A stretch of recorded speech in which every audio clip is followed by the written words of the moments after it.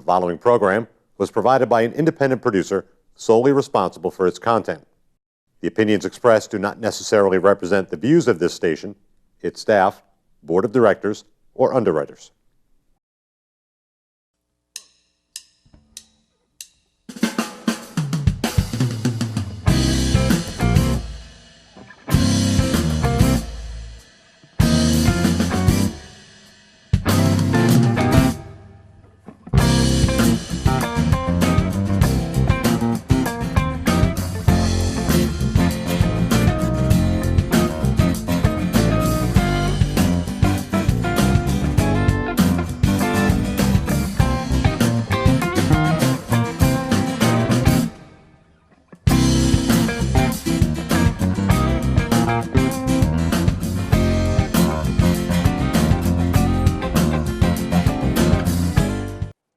Welcome to Gate City Chronicles. I'm Kevin Avard, your host, and today I'll be interviewing again Kramer Greenfield, the author of a few children's books. And Kramer, thank you for coming on to the show. Glad to be here. Yeah, this is turning into a habit for you. This is the third one, yeah. Yeah, okay. And last time we were talking about some of your books and how that your childhood basically reflects. Some of the stories are very heartwarming, and obviously you remember them from a long time ago. You're in book clubs and you read a lot, and this is another way of expressing yourself, but some of these stories are really precious and you want to pass them on. Yes. And I do remember you talking about the vanishing freckle cream. Yes. Yeah. We talked about it last time, yeah. Right. And so now we, Mara, your friend? Yes, my best friend. Your best friend, Mara, and you are, I haven't read the book, obviously, because this is the first time I've seen it, but you're going to be talking about the freckle cream. What is a little bit about? Mara had freckles. I mean, she had freckles. She had so many freckles. If they were cereal, you could eat them off her face with a spoon. Mm-hmm. She had freckles, and she didn't like them because the kids would tease her, as kids will do. So she complained to me so many times that I said, I was looking through my mother's movie magazine. In those days, they had Movie Time and Photo Play and these different movie magazines. And in the back, there was an ad for vanishing cream, and that was supposed to take away spots and freckles and whatever. And I said to her, let's send away for it, and maybe it will work on your freckles. And she thought that was a wonderful idea. The only thing is, we had no money. We lived in the projects. We had no money. So a lot of this book is the accumulation of getting this money, which was like $2.29 or something, plus postage and handling in those days. $2.29? $2.29. Wow. Because, it's a lot of money back then. Back then, now we're talking in the 50s. Right. So we did these things to accumulate the money. We returned bottles for 2 cents. We put on a show because we were in tap dancing school, so we had recital costumes. And we recycled the recital costumes, and we used those. And where would you perform these shows? In my mother's cellar. We used her shower curtain, her old shower curtain, and we cleaned up. We didn't have seats. The kids had to sit on the floor, for 5 cents, 10 cents a piece. And, it wasn't a Broadway production, but it was certainly entertainment for these kids in the projects who really didn't do much but lay on the ground and watch the ants go up the hill, So for them, it was great.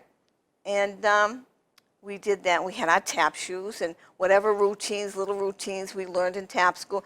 There we were, and the kids liked it, and they clapped, and we thought we were terrific. And, of course, Mara had to be the star because Mara was always the star. So anyways, we did that. And we did a few errands for the neighbors, and we collected this money. And then we still didn't have enough. So I went to my mother, who kept her money in her bosom. So she took out a quarter and said, here. I said, okay.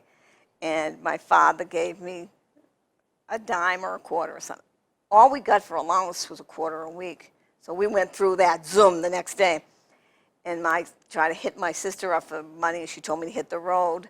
And my brother, who sold newspapers, he gave me a nickel. You really believed in this cream, didn't you? We believed in this. We wanted to get these freckles off Mara's face. So Mara's family wasn't as forthcoming. Mara's brother wasn't speaking to her, so she was getting nothing. And Mara's father told her to get a job. He was a cop. He was very, And Mara's mother told her to leave her alone. And how old are you? We're maybe 9. 9. 8 or 9. So Mara wasn't real happy about all this. She kind of depended on my family for a lot of stuff. So we did accumulate this money. My father said, if we could get the money together, he would pay for the money order and the postage and handling. He would take care of that, the bulk of that. And Did they know what you were doing? we told them, yeah. We want to get rid of the freckles. They said, are they chuckling behind their backs? yeah, probably, but they said, if you want to try, and of course Mara's there the whole time, moaning and groaning about these freckles on her face. So my mother, who had beautiful skin, and her mother, we all had nice skin except for Mara, so we felt bad for her. So we thought, give it a shot, right? So we put all the money together, and we sent away to Kalamazoo, Michigan, which was the spot you sent all the comics in the back. Whatever you wanted, you sent to Kalamazoo, Michigan for it. They must have had a racket going on there. I don't know. We were kids. We thought it was great. Allow 4 to 6 weeks for delivery, it said. So we sent. And we waited. And Mara was very impatient. And she went to her mother's makeup box, and she put on pancake makeup over her freckles, and she looked terrible. She looked like a ghost. I said, Mara, you look like a ghost. She said, I don't care. I don't want these freckles. So finally, the postage came to my house. It was a little box, a little tiny box, and I thought, wow, that's not much. I opened it up, and you could fit the freckle cream in the palm of your hand. I said, well, I'll call Mara. So I called her up. The line was busy as usual, and the mothers were always on the phone. There was one line and a party line at that. So everybody could drop in on each other's conversations. Yeah. So I ran to her house, which was next block down, and I yelled, Mara, the freckle cream is here. She runs down the stairs and she grabs it out of my hands. I said, wait, read the directions, because I was the one that had the level head. She was the adventurous one that would just run through things. So she took it upstairs and she started to apply it to her face. And she looked, she said, that's not much for our money. I said, no, it's not. So every day, zealously, she would apply this stuff to her face. Well, a few days go by. Freckles was still on the geography of Mara's face and hadn't moved, and she was very, very upset. So at the beginning of the story, we had looked in the mirror, and my face was pretty clear, and her face was with the freckles. So we looked in the mirror again, still the same freckles and clear. So she took the freckle cream and she threw it against the mirror. She was very upset. She wanted to go to Kalamazoo, Michigan, and beat up everybody that was concerned in the making of the freckle cream, which I told her was no, that wasn't what she was supposed to do. And she said to me, well, is there any guarantee? And then I said, oh, I didn't notice that there was no guarantee or your money back type thing. And I'm supposed to be the level-headed one. Right. So I felt bad. And she said, then she said it was my fault, and she felt like she was flinched out of her money. I said, your money? What about my money? I don't even have freckles. And here I kicked in half. And we had a little argument there. But we did everything together anyway, so we felt very, very sad and blue. And there's a moral to the story here somewhere, I'd assume. oh, there is, yeah. And we felt, back then there was a lot of shows on TV like Howdy Doody and Dennis the Menace and all those. And they had freckles. They were loaded with freckles. Yep. So she used to chase me all the time when she would be mad with me. So I said, don't worry, pal. I said, I found a way to make our money back. And she said, how's that? How are we going to make our money back? I said, I entered you in a Dennis the Menace look-alike contest. Well, she chased me for 4 blocks.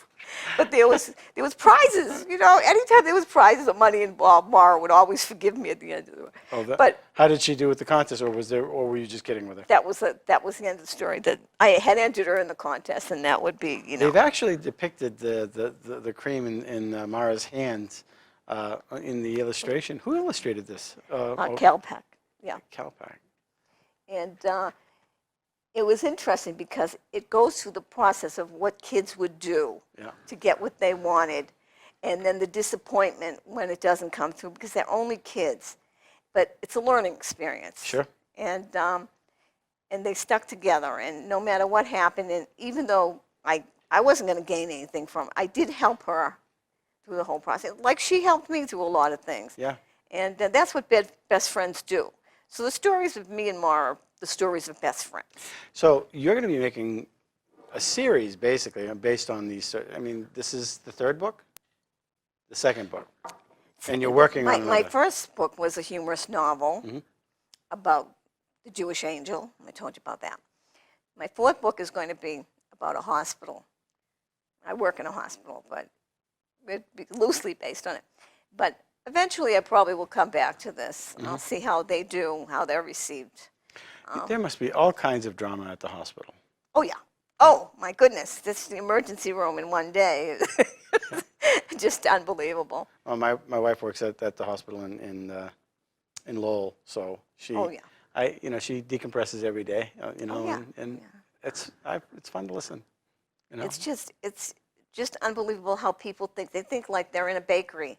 21, 22, 23. They don't realize we triage. If there's ambulances coming in, they're going to take priority over you, even though you were here for an hour. Right.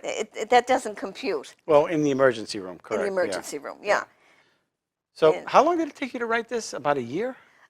I have been telling these stories to my child and my grandchildren for years. And one day somebody said, why don't you write a book? And I thought, why don't I write a book? I was an English major, and I always liked to write, and I always liked to tell stories.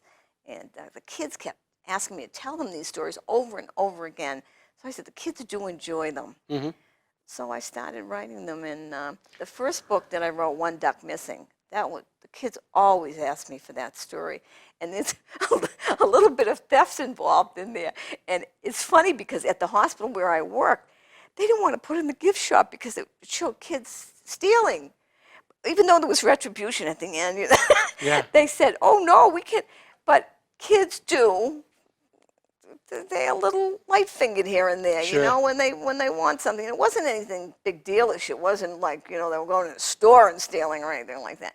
But the whole idea of it, she was like, the lady in there said, no, we don't want that in the store. We don't want kids to think other children steal. But it's a fact of life, reality.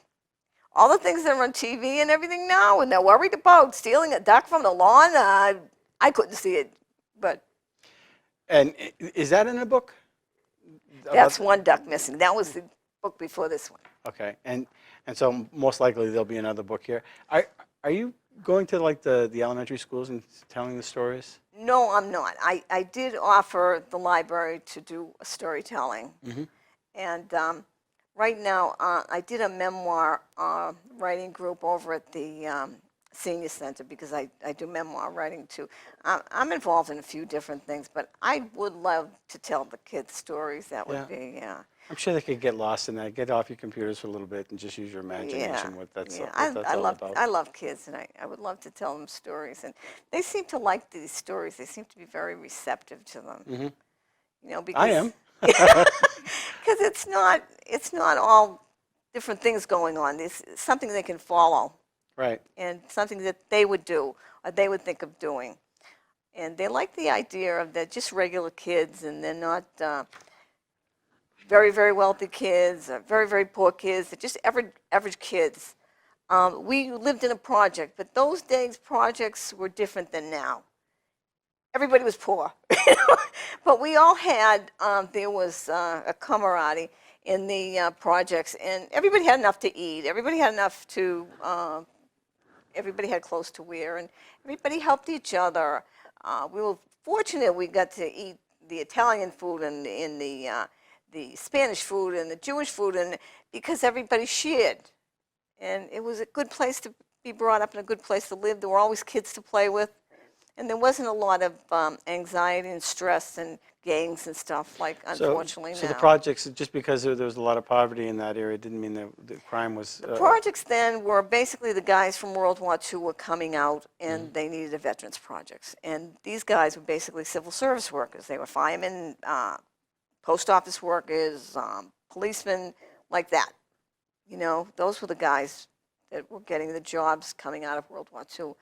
So these guys, originally they had turned over these barracks, these old barracks into living quarters for these guys, and they were really run down. So they built these projects in Revere on two sides of Broadway. And they were very nice. They were brand new when we moved in. All the appliances were new. Everything was new.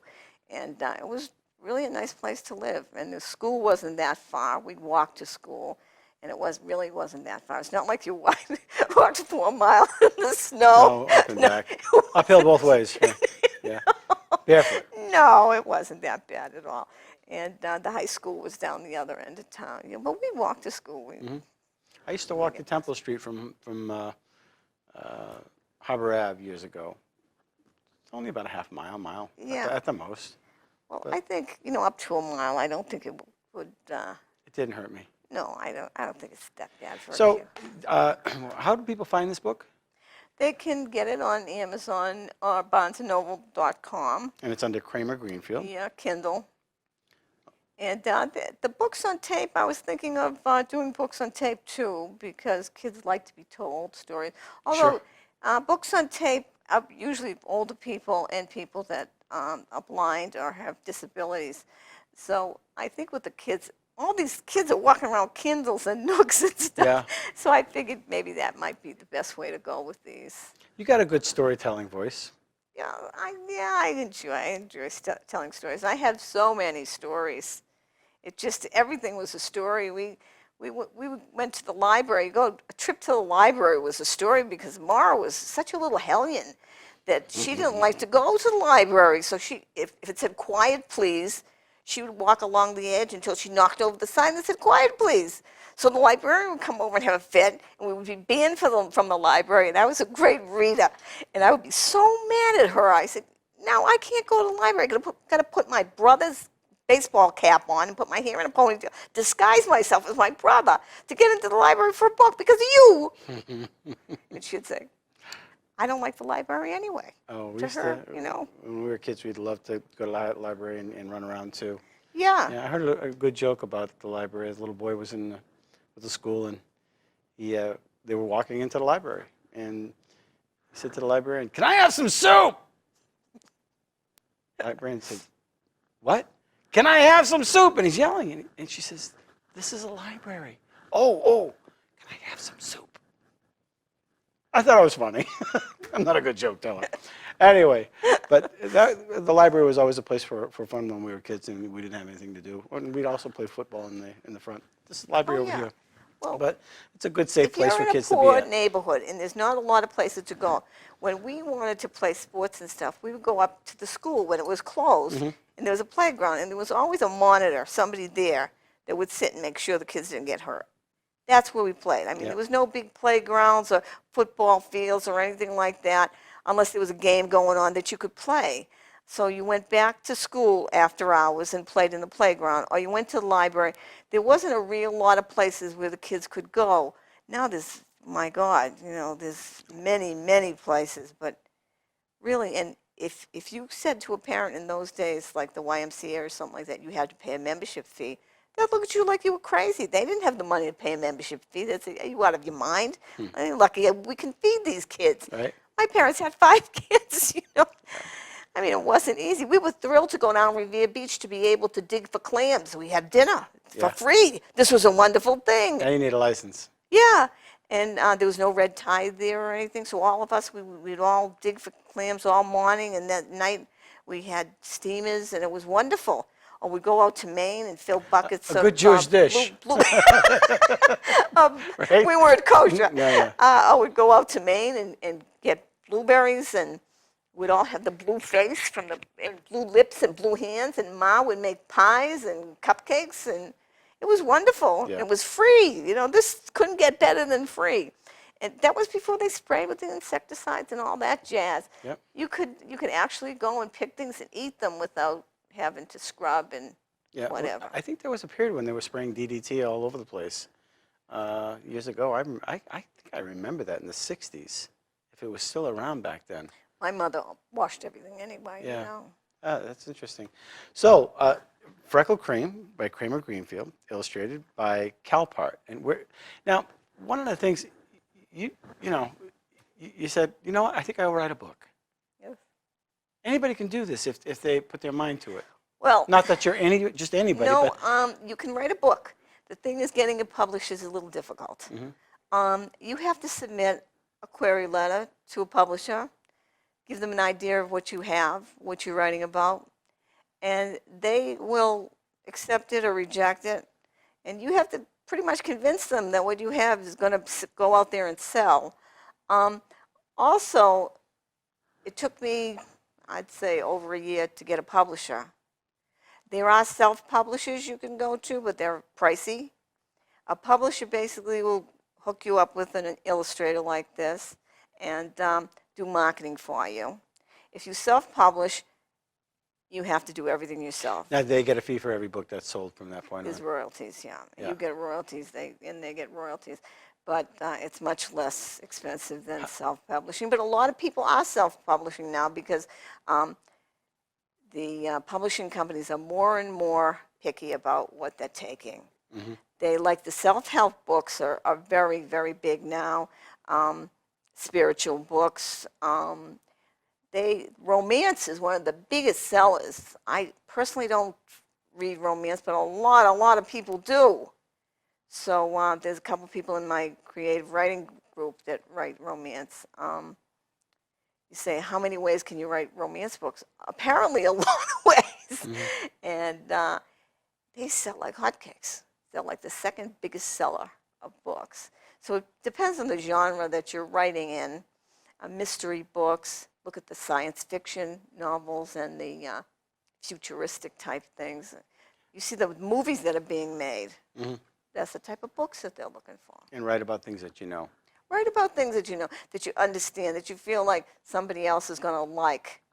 If you like it, somebody else might like it, might not like it, but you look at the movies, you look at TV, and you think, wow, you know, I could write about that, or that's something that I could get involved in enough to write a story about. But a story is not a book.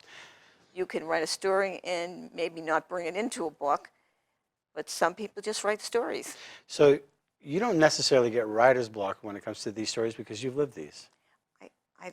I'm fortunate. I can write about anything, and I don't get writer's block, but a lot of people do. You're right. And when you do, the things that you should do is just take an idea. Like there was a lady, and she was coming down Main Street. She had a wheelchair, poor thing, and she had a Johnny.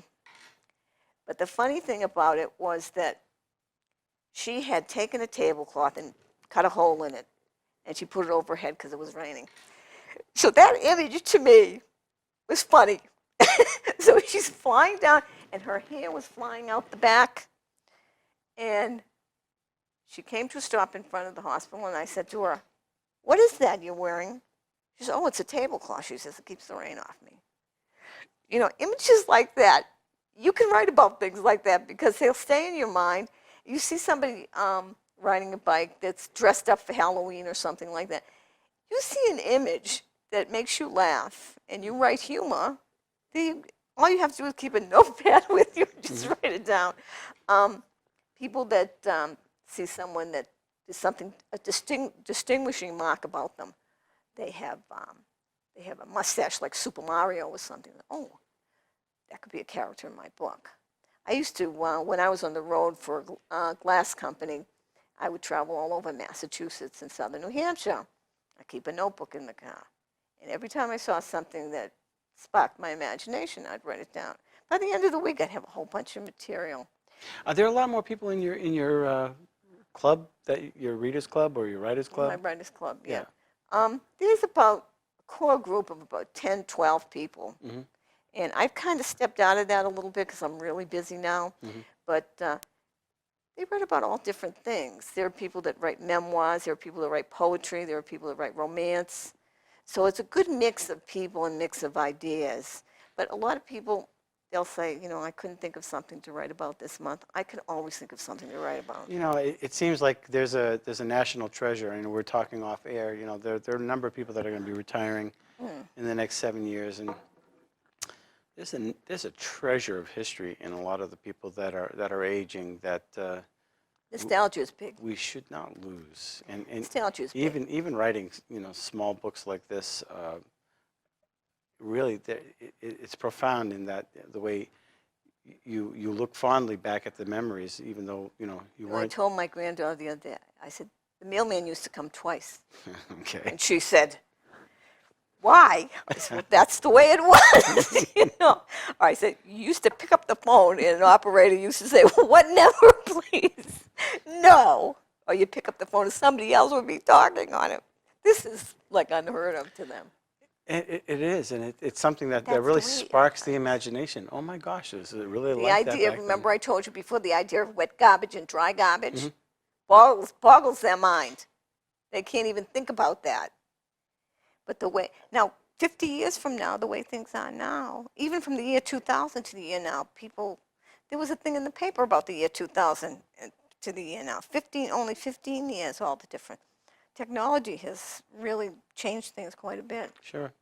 I think one of the things that I take it back from a lot of your conversation, though, is back then, though they didn't have a whole lot, there was a real community, and there was a somewhat of a bond within the community, and It was tremendous. It was tremendous. Yeah. I mean, one kid fell down, 7 mothers fainted. You were on this end of the street, and you went down to the store. Do you know your mother was calling you about 10 minutes ago?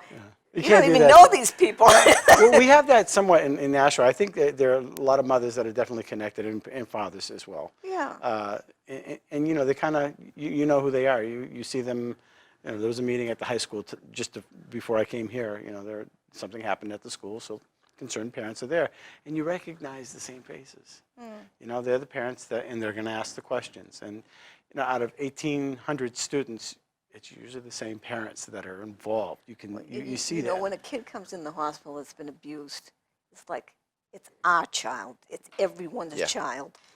Everybody feels terrible. Everybody's a mother, a grandmother, a father, a grandfather. We all feel for that kid. And you walk around and everybody's crying, nurses and doctors. And we're used to people being hurt. But when it's a kid, it's a kid, you know? And it really gets us. It really gets us. I got about 43 seconds left for the show, so how do people buy your book? Amazon, BarnesandNoble.com. They can buy it off the website, which is SB, like in boy, P like in Paul, RA.com/Kramer Greenfield. Wonderful, and I appreciate you coming on the show to share this with us again. I hope you come on with the next sequel. The next book I'll be on with probably will be the humorous novel of the hospital. Wonderful. The satire of the hospital, the parody. I look forward to it. Okay. And Very thank you. good. Thank you. And thank you for watching Gate City Chronicles. And if you have some little ones, please get the book, Freckle Cream by Kramer Greenfield. Until next week, thanks for watching Gate City Chronicles. Thank you for watching Gate City Chronicles. And we want to thank our sponsor, Aardvark Cleaning. They've been a sponsor for quite a few years now, and we appreciate them being a sponsor. And if you want to be a guest on our show, contact accessnashua@gmail.com. We'd love to hear your story. Until next week, thanks for watching.